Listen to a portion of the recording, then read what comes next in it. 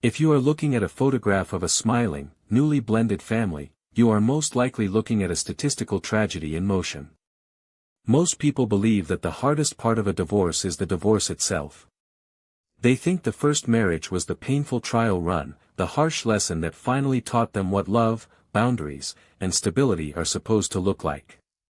So when they find someone new, when they decide to merge two broken households into one, they breathe a massive sigh of relief. They believe the worst is behind them. They believe the second time is the charm. But the math tells a terrifyingly different story. 67% of second marriages end in divorce. Let that sink in. If you are blending a family right now, you are significantly more likely to fail this time around than you were the first time. As a parent, this is your ultimate nightmare. You fought desperately to protect your children from the fallout of your first split. You swore you would never subject them to that kind of earth-shattering instability again. You have invested every ounce of your emotional energy into making this new chapter work. You organized the careful introductions, you scheduled the weekly family dinners, and you painted over the deep emotional scars with relentless optimism. You built a narrative that this new partner is the missing puzzle piece that will finally make your family whole again. Society actively encourages this delusion. We are fed this romanticized myth that a new partner will seamlessly integrate into the emotional wreckage of a previously broken home. The movies tell you it is going to be a beautiful, slightly chaotic, but ultimately triumphant journey. But society is lying to you. Blending a family is not a heartwarming sitcom where time and affection magically erase the trauma of the past.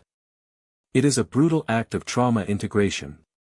You are taking children who have just watched the foundational structure of their universe collapse, and you are forcing them to share their most intimate safe spaces with complete strangers. You are asking them to accept a new authority figure while their biological parent casts a massive, inescapable shadow over your new living room. And as a deeply invested parent, you are walking into this highly volatile ecosystem totally blind. You are so desperate for a second chance at happiness, so terrified of failing your kids twice, that you completely ignore the subtle fractures forming right beneath your feet. You mistake a child's silence for acceptance. You mistake their exhaustion for healing. You look at the beautifully curated wedding photos, you see everyone smiling in matching outfits, and you convince yourself that the hardest work is finally done. The truth is, the honeymoon phase of a blended family is a complete illusion. The countdown clock to a second collapse hasn't stopped. It has merely been reset. The standard pressures of a first marriage are absolutely nothing compared to the fierce, deeply rooted loyalties and simmering resentments that fester when two shattered worlds are forced to collide. But the collapse of a second family doesn't begin with a massive betrayal or a screaming match in the living room. It begins with a single, invisible mistake made on the very first day, a mistake almost every well-meaning parent makes without even realizing it. That invisible mistake is the delusion of the blank slate. When you walk through the front door of your new, shared home, you see a fresh start. You see boxes waiting to be unpacked and bedrooms waiting to be decorated. But you are not just moving in with your new partner and their children. You are moving in with ghosts. Every blended family is haunted by the invisible, suffocating presence of the ex-spouses. They are the unseen roommates in your new house. They dictate the weekend schedules, they complicate the holidays, and they act as a constant, underlying source of financial and emotional friction. Every time your partner's phone lights up with a text message from their ex, the temperature in the room drops. You are forced to navigate the wreckage of a past relationship while desperately trying to build the fragile foundation of a new one. And caught directly in the crossfire of this invisible war are the children. As a parent, you view this new marriage as a triumphant resurrection. You found love again. You survived the darkness of your divorce. But your children do not see a resurrection. They see a profound betrayal. In the mind of a child, their original family is not just a living arrangement. It is their entire identity, their fundamental blueprint for survival. When that structure breaks, they don't just move on because the adults decided it was time. Instead, they transform into fiercely loyal soldiers, defending a kingdom that has already fallen. To them, accepting a step-parent, let alone loving one, feels like committing ultimate treason against their biological mother or father. So, they resist. But they don't always resist with shouting or slammed doors. Usually, the resistance is quiet. It is the subtle eye roll at the dinner table. It is the sudden, inexplicable refusal to participate in a weekend outing. It is the cold, polite distance they maintain with your new partner, treating them not as family, but as an unwanted hotel guest who has vastly overstayed their welcome. This creates a devastating psychological clash under your roof. You, the parent, are practically begging your children to be happy for you. You desperately want them to see the joy and stability this new partner brings to your life. But your children are actively grieving a loss that you are celebrating as a victory. The emotional dissonance between the adults and the kids is deafening. The step-parent is left feeling completely isolated, walking on eggshells in a house that bears their own name on the lease. They pour their heart into making a connection, only to be met with an invisible, impenetrable wall of loyalty to a ghost. Meanwhile, you, the biological parent, are stretched impossibly thin. You are desperately trying to play the peacemaker, fiercely protecting your child's emotional state while simultaneously trying to validate your new spouse. It is a toxic, unsustainable holding pattern. You try to fix it with logic.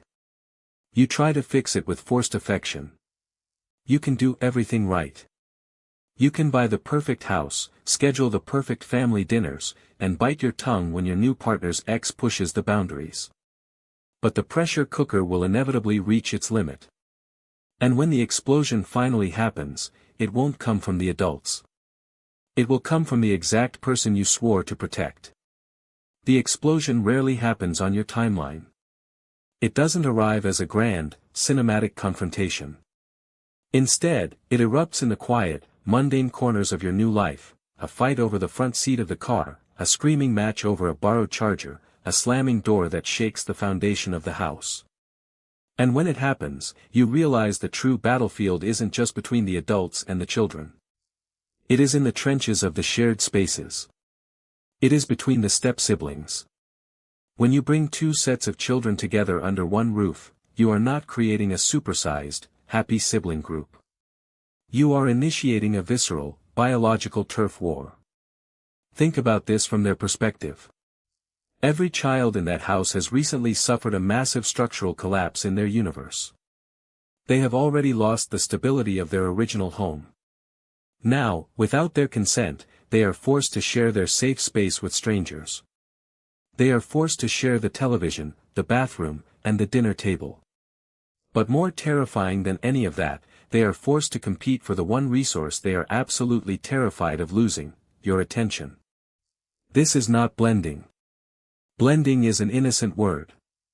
Blending is what you do to ingredients to make something smooth and palatable. What is happening in your living room is an act of brutal trauma integration. The biological instinct to protect one's own resources is powerful and primitive. A fierce, us versus them, dynamic takes root in the house. Your children are constantly monitoring the environment for threats. Did your new partner discipline your daughter too harshly? Did their son get a more expensive birthday present? The children keep a meticulous, silent scorecard, measuring every ounce of affection and every dollar spent to ensure they are not being replaced. And as the kids wage this silent war, the romantic honeymoon phase between you and your partner completely disintegrates. The effortless chemistry that brought you together is crushed under the weight of competing needs. You find yourselves retreating into your biological corners. The united front you swore to maintain begins to crack. When your partner criticizes your child, your defensive instincts flare up with terrifying speed. You stop seeing them as your lover, and for a split second, you see them as a threat to your flesh and blood. The arguments shift from whispered disagreements to exhausted, bitter fights in the kitchen. The vocabulary in your house changes. It is no longer our family. It rapidly devolves back into my kids and your kids. For a highly invested parent, the guilt is paralyzing. You orchestrated this entire merger to give your children a better life. You wanted to build a sanctuary, but instead, you built a pressure cooker. The exhaustion is bone deep. You look at your partner, the person who was supposed to be your safe harbor, and you realize you are both drowning.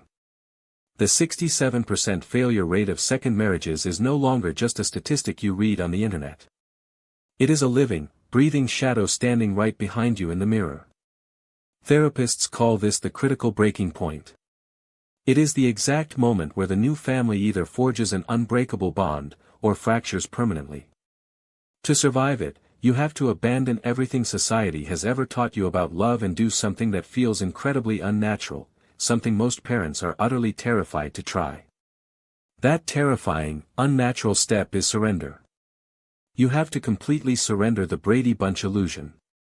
From the moment the ink dried on your new marriage license, you likely started enforcing a deeply toxic myth, the myth of forced affection.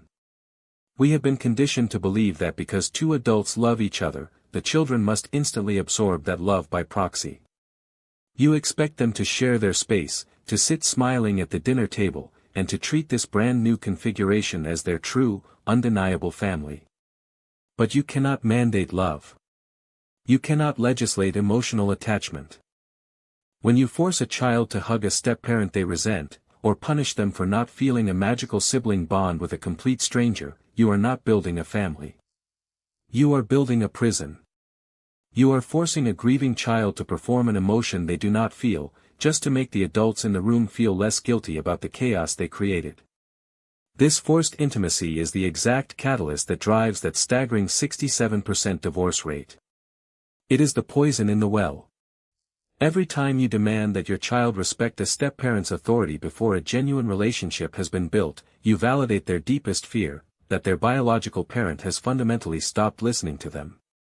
You teach them that their grief is merely an inconvenience to your new happiness. And the step-parent suffers just as much under this delusion. Society tells them to step in and act like a parent from day one. But when they try to enforce rules or offer discipline, they are met with a wall of pure venom. You are not my mother. You are not my father. Those words are daggers, and they are wielded with devastating precision. The step-parent retreats, feeling like an intruder in their own home, while the biological parent is left frantically trying to put out emotional fires on both sides. In response to this impossible pressure, the children will burn the house down from the inside out. They will pit you against your new partner. They will exploit every crack in your marriage until the entire structure collapses under the weight of their rebellion. So how do you stop the collapse? How do you protect your kids without sacrificing your second chance at love? You stop trying to blend. The parents who actually survive this ordeal realize that blending is a fundamentally flawed concept. You cannot take two distinct, fully formed ecosystems, smash them together, and expect them to seamlessly merge into one. The successful couples do not demand love. They do not force intimacy. They step back and accept the brutal, uncomfortable reality of their situation. They recognize that their house is not a melting pot. It is a shared boarding house. This requires an agonizing shift in perspective for a newly married couple. You have to mourn the loss of the picture-perfect family you envisioned when you walked down the aisle. You have to accept that your new spouse may never love your children the way you do, and your children may never view your spouse as anything more than your romantic partner. By completely throwing away the fantasy, a small percentage of blended families actually figure out how to survive the gauntlet. They beat the 67% failure rate. But their secret weapon isn't endless patience, and it certainly isn't unconditional love. It is a harsh, unspoken rule that holds the entire fragile ecosystem together. The unspoken rule of survival is radical detachment. It sounds cold. It sounds like the exact opposite of what a family should be. But radical detachment is the only way to stop the bleeding. In a surviving blended family, the biological parent assumes 100% of the disciplinary and emotional heavy lifting for their own children. The step-parent steps entirely out of the line of fire. They stop trying to be a mother or a father. Instead, they pivot to something much less threatening, a respectful ally. They become a steady presence in the house, like a mentor, or a friendly roommate. If a rule needs to be enforced, the biological parent enforces it. If a boundary is crossed, the biological parent addresses it. The step-parent simply backs away, removing themselves as the ultimate target for the child's unprocessed grief. And in return, the biological parent must enforce the only mandate that actually matters. Not love. Not affection. Just baseline respect. You look your children in the eye, and you give them permission not to love your new partner. You validate their fierce loyalty to their original family. You tell them, plainly and honestly, that it is okay to be angry, it is okay to be sad, and it is okay to simply coexist in parallel. You remove the suffocating expectation that this new house has to feel like a fairy tale. The moment you do this, the temperature in the room finally drops. When children realize they are no longer being forced to replace their parents, they stop fighting. When they realize their biological parent is still fiercely protecting their original bond, their nervous systems finally begin to regulate. The invisible war ends because you simply stopped forcing them to fight it. This is how you beat the terrifying statistics. You don't do it by erasing the past. You do it by giving the past enough space to breathe inside your new future. Over time, often taking years, something miraculous happens in the vacuum left by that forced affection. Without the immense pressure to perform, genuine connections begin to take root. A shared joke at the dinner table. A quiet moment of advice asked for and given. It isn't the loud, cinematic love you were sold by society. It is something much quieter. It is authentic, hard-earned trust. Blending a family is not for the faint of heart. It is a grueling marathon of trauma integration, requiring you to sacrifice your ego at the altar of your children's healing. It demands that you sit with discomfort, release your illusions, and build an entirely new definition of what a home can be. You can beat the statistics. You can build something real and lasting from the ashes of your past. But as you watch these children finally grow up, heal, and pack their bags to start relationships of their own, you have to ask yourself, which version of love are they truly taking with them?